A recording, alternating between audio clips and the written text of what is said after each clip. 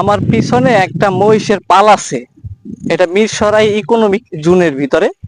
তো এই যে মহিষের পালটা, এই পালের মতনও আরো শত শত পাল এই ইকোনমিক জোনের ভিতরে তারা ঘাস খায়, এটার ভিতরেই। কিন্তু যেহেতু এটা একটা সাগরের ভিতরে, আমি যেখানে অবস্থান করতেছি এটা মূলত একটা সাগর আর কি, আর সাগরের মধ্যেই আমি দাঁড়িয়ে আছি। তো সাগরটা ভরাট হয়ে এখন ইন্ডাস্ট্রির জন্য উপযোগী হয়ে গেছে আসলে।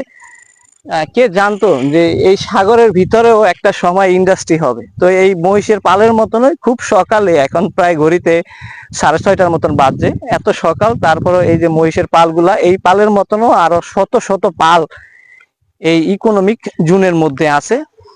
তো এইখানে আমরা যেহেতু কাজ করতে আসছিলাম, তো সেজন্য এই ভিডিওটা করা। ইকোনমিক জোনের মধ্যে এই মহিষের পাল আছে। বিগত আরো যদি 20 বছর পরে এই ইন্ডাস্ট্রি যখন এখানে হয়ে যাবে, 20 বছর পরে ইকোনমিক জোনের যে একটা পরিবেশ হবে, আর 20 বছর আগের যে একটা পরিবেশ, আমি যদি আপনাদেরকে একটু দেখাই। এখন পর্যন্ত কেবল কার্যক্রম শুরু হয়নি এমন ভাবে, তো কার্যক্রম চলমান আছে।